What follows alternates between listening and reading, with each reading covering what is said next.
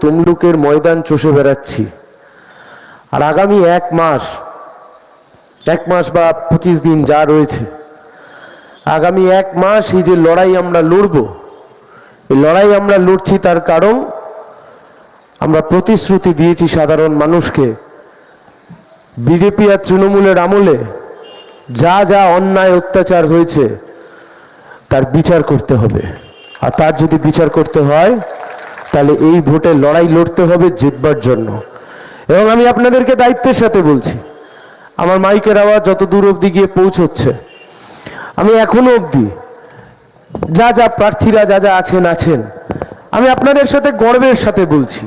আমাকে একজন সাংবাদিক এসে বললেন আজ থেকে 2-3 দিন আগে যে দাদা ভোটের ফলাফল তো যা হবে পরে হবে, সে তো পরে দেখা যাবে, কিন্তু তমলুক লোকসভা কেন্দ্রের মানুষ বলছে যা প্রার্থী রয়েছে তার মধ্যে বামপন্থীদের প্রার্থী একমাত্র প্রার্থী যাদের হাতের সাথে তমলুকের বহু লাখ লাখ মানুষের হাতের এখনো অবধি স্পর্শ হয়েছে, এখনো অবধি আমরা তাদের কাছে পৌঁছতে পেরেছি। অন্য কোনো রাজনৈতিক দল এই কাজ এখনো অবধি করে উঠতে পারেনি। দেখুন, কথা খুব পরিষ্কার,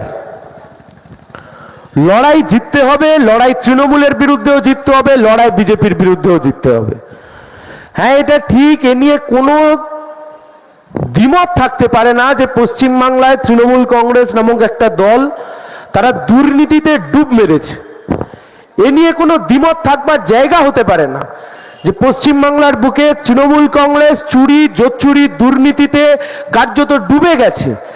এ নিয়ে কোনো দ্বিমত থাকতে পারে না যে আমরা বামপন্থীরা 2011 সাল থেকে, এখানে কমরেড সূর্যকান্ত মিশ্র রয়েছে, বামপন্থীরা সেই সময় সূর্যকান্ত মিশ্ররা তুলে ধরেছিলেন, কিন্তু 2011 সাল থেকে তৃণমূল কংগ্রেসের যে চুরি দুর্নীতির কথা আমরা বলে আসছিলাম, আজকের দিনে দাঁড়িয়ে বাংলার মানুষ তার স্বচক্ষে বুঝতে পাচ্ছেন যে হ্যাঁ, বামপন্থীরা যে কথা বলছিল সে কথা মিথ্যে নয়।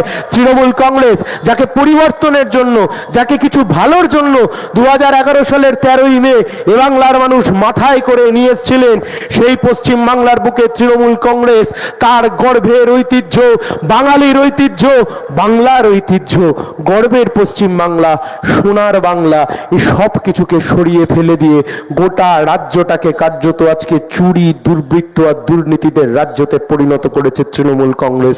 বাংলার মানুষ আজকে তৃণমূলের কাছ থেকে মুক্তি চাইছে। 3-4 দিন আগে রাজ্যের মুখ্যমন্ত্রী মহিষাদলে এসেছিলেন। উনি ওনার স্বভাবসিদ্ধ ভাষণে বলেছেন তৃণমূলকে চুরি শিখিয়েছে কে? বেটা তুই শিখিয়ে তুই চলে গেছিস। আমি যা বুঝলাম তুই বলতে শুভেন্দু অধিকারীর নাম করেছে। এখন আমাকে অনেকে জিজ্ঞাসা করেছেন যে মমতা ব্যানার্জি যা বলছেন, মুখ্যমন্ত্রী যা বলছেন, আপনি কি বলবেন? আমি বললাম, প্রথম কথা, রাজ্যের মুখ্যমন্ত্রী মহিষাদল থেকে দাঁড়িয়ে স্বীকার করে নিলেন যে তৃণমূল চুরি করতে জানে, তৃণমূল চুরি করেছে। এখন কথা হচ্ছে তৃণমূল চুরিটা কার কাছ থেকে শিখেছে। আমি আপনাদেরকে বলছি, শুনুন, তৃণমূল কাঁথির অধিকারী পরিবারের থেকে চুরি শিখেছে নাকি কালীঘাটের ব্যানার্জিদের থেকে চুরি শিখেছে তা বাংলার মানুষ জানতে চায় না। বাংলার মানুষ চোরেদের থেকে মুক্তি পেতে চায়, বাংলার মানুষ চুরি দুর্নীতি থেকে মুক্তি পেতে চায়। এই অধিকারীরা ওরা গ্র্যাজুয়েশন পাস করিয়েছে চুরিতে, আর কালীঘাটের ব্যানার্জিরা চুরিতে মাস্টার ডিগ্রি করিয়েছে। ও দুই কলেজকে বিদায় দিতে হবে। মাস্টার ডিগ্রি আর গ্র্যাজুয়েশন, এই দুই পরিবার লুটছে গোটা মেদিনীপুরকে, লুটছে গোটা বাংলাকে। এরা মনে করছে এদের জমিদারি চলবে, এরা মনে করছে ব্যানার্জি আর অধিকারীদের জমিদারি চলবে, এরা মনে করছে শুভেন্দু অধিকারী আর অভিষেক ব্যানার্জিদের জমিদারি চলবে, এরা মনে করছে গোটা বাংলার মানুষকে এই দুই পরিবার মিলে ভাগ করে রাখবে, কখনো তৃণমূল আর কখনো বিজেপি। আরে তমলুকের মাটি এ তো স্বাধীনতা সংগ্রামীদের মাটি। তমলুকের মাটি অত বড় ব্রিটিশ সাম্রাজ্যবাদকে খেয়ে দিয়ে বিদায় করেছিল, আর এই দুই পরিবারের জমিদারিও এই নির্বাচনে তমলুকের মানুষ শেষ করবে। আমরা প্রত্যয়ের সাথে কথা জানিয়ে দিতে চাই। শুভেন্দুবাবু ডিমাডিতে এসেছিলেন শুনলাম কিছুদিন আগে, তাই? কোথায় এসেছিল? এখানে এসেছিল। হ্যাঁ, আমি দেখলাম উনি এখন খুব চিন্তিত হয়েছেন বামপন্থীদেরকে নিয়ে, লাল ঝান্ডাকে নিয়ে উনি খুব চিন্তিত। কথায় কথায় বলছেন সিপিআইএম কে একটিও ভোট দেবেন না, কথায় কথায় বলছে সিপিআইএম কে একটিও ভোট না। যেখানে সেখানে মিটিং করছে, ডাক পাচ্ছে, আমি জল খাচ্ছি, বিষম খাচ্ছি, বুঝতে পারছি শুভেন্দুবাবু আমার নাম করছে। সায়ন বাবু, বড় ফুলেই ভোট আসবে, ওই বড় ফুল কাটবার জন্য কাস্তে রেডি করে রেখেছি। আসুন আসুন, বাংলার মানুষকে হাড়ে জ্বালিয়ে হয়নি। যতদিন তৃণমূল করতেন জোড়া ফুল মেদিনীপুরের মানুষকে একদম জ্বালিয়েছেন। যতদিন আপনি শুভেন্দু বাবু আপনি জোড়া ফুলে ছিলেন, কি অত্যাচার না করেছেন।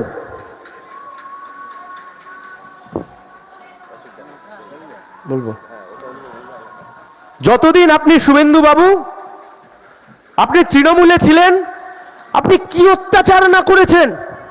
ভুলে গেছি নাকি আমরা 2018 সালের পঞ্চায়েতের নির্বাচন? কি বলেছিলেন এই শুভেন্দু অধিকারী?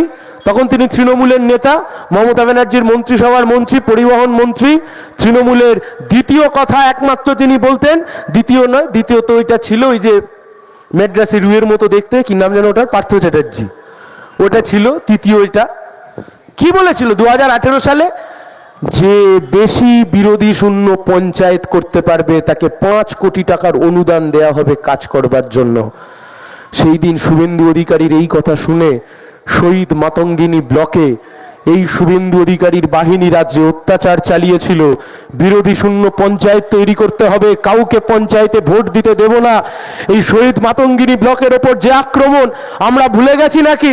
হ্যাঁ, এটা ঠিক, সিপিআইএম এর ওপর সেই আক্রমণ বেশি হয়েছিল, কিন্তু এই শুভেন্দু অধিকারীরা যখন তৃণমূলে ছিল সেই সময়তে যারা বিজেপির কর্মী ছিল তাদেরকেও তো পিঠের ছালে 2-4 গা বাটামের বাড়ি দিয়েছে। আমি তো ভাবি এখনকার বিজেপির কর্মীরা এরা বাড়িতে গিয়ে মুখ দেখায় কি করে। আগে একটা সময় শুভেন্দুর ছবি দেখিয়ে বলতো, বাবা এই দেখ পিঠের চাল লাল করে দিয়েছে, কে মেরেছে বাবা, এই দেখ এই লোকটা মেরেছে।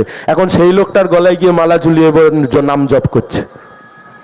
কষ্ট লাগে, এদেরকে দেখে খারাপ লাগে। কাপুরুষ ভেড়া অধিকারীদের পিছনে লাইন দিয়েছে, লড়বার ক্ষমতা নেই। আমি আপনাদেরকে দায়িত্বের সাথে বলছি, না হলে যে শুভেন্দু অধিকারীর হাতে মার খেয়েছে সে আজকে মাথায় করে নিয়ে শুভেন্দু অধিকারীকে বলছে শুভেন্দু শুভেন্দু করে নাচছে, এ হতে পারে কখনো? 2018 সালে পঞ্চায়েতের নির্বাচন গণতন্ত্র ধ্বংস করে দিল, পঞ্চায়েতে ভোট করতে দিল না, বিরোধী শূন্য করে দাও। আর আজকে সেই শুভেন্দুবাবু এসে গাল গল্প শোনাচ্ছেন ওরা গণতন্ত্র উদ্ধার করবে। কান খুলে শুনে রেখে দেন, গোটা পশ্চিমবাংলা কেন গোটা ভূ ভারতবর্ষে এখন অব্দি 2 দফায় নির্বাচন হয়েছে। আর এই 2 দফার নির্বাচনে সবচাইতে বেশি সন্ত্রাস যদি কোথাও থেকে থাকে, বুথ জ্যাম, গণতন্ত্রের লুট, ভোট লুট যদি কোথাও হয়ে গিয়ে থাকে, সেটা পাশের রাজ্য ত্রিপুরা, যার সরকার চালাচ্ছে বিজেপি। আরে তৃণমূল তো নরখাদক, কিন্তু বিজেপি হাতে যদি ক্ষমতা যায় ওরা গণতন্ত্রকে টুটি টিপে খুন করে ফেলবে। খবরদার, ওই জোড়া ফুল থেকে পদ্ম ফুল মাথা থেকে সরিয়ে দিন। ও 2 ফুল সর্বনাশ করছে বাংলার, আর 2 ফুল সর্বনাশ করছে খেটে খাওয়া সাধারণ মানুষের। সাবধান হতে হবে। লাল ঝান্ডা, কাস্তে হাতুড়ি তারা, বামফ্রন্ট, কংগ্রেস সমর্থিত বামফ্রন্ট প্রার্থী, কংগ্রেস সমর্থিত সিপিআইএম এর প্রার্থী, আমরা তো লড়াই করছি, আমরা তো লড়ছি। যে লড়াই আমরা করছি আমরা জানি এই লড়াই কঠিন। আরে কঠিন যদি নাই হবে তো সে লড়াই লড়ে আর মজা কি আছে? কঠিন যদি নাই হবে তো সে লড়াই আর লড়ে মজা কি আছে? কঠিন বলেই তো লড়াইটা লড়ছি, কঠিন বলেই তো এই লড়াই করছি।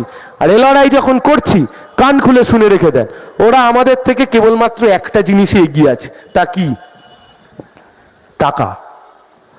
তৃণমূল আর বিজেপি, অভিষেক ব্যানার্জি, শুভেন্দু অধিকারী, এই 2 এর দল একটা জিনিসে কেবলমাত্র আমাদের কাছ থেকে এগিয়ে আছে, তা কি? টাকা। কোটি কোটি কোটি কোটি কোটি কোটি টাকা। ওই যে দেখেন বিজেপি যেখানেই মিটিং করে, তৃণমূল যেখানেই মিটিং করে, সেই অ্যাসবেস্টাসের মতো মাথায় একটা কি দিয়ে দেয়, দেখেন না? কি অ্যাসবেস্টাসের মতো মাথায় দিয়ে দিয়েছে। আমাদের মাথায় কিচ্ছু নেই, খোলা ছাদ আছে, খোলা আকাশ আছে, তার নিচে লাল ঝান্ডা আছে, আর এতেই আপনারা আছেন, আমরা আছি, আর এতেই লড়াই হবে।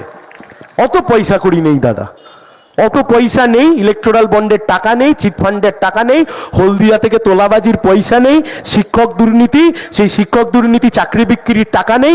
যা আছে তা মানুষ হৃদয় নিংড়ানো ভালোবাসা দিয়ে যেটুকু যা চাঁদা পয়সা দিয়েছে সেই চাঁদাতেই ভোটে লড়ছি। কিন্তু যে কথা বলছিলাম, ওরা আমাদের থেকে টাকায় এগিয়ে আছে, ওরা আমাদের থেকে টাকায় এগিয়ে আছে, আর আমরাও ওদের থেকে গায়ে গতরে খাটনিতে এগিয়ে আছি। ওরা টাকায় যত বেশি এগিয়ে থাকবে, আমরা খাটনি দিয়ে, সেই গায়ে গতরে খাটনি দিয়ে আমরা ওদের টাকাকে ফেলে আসবো। আমরা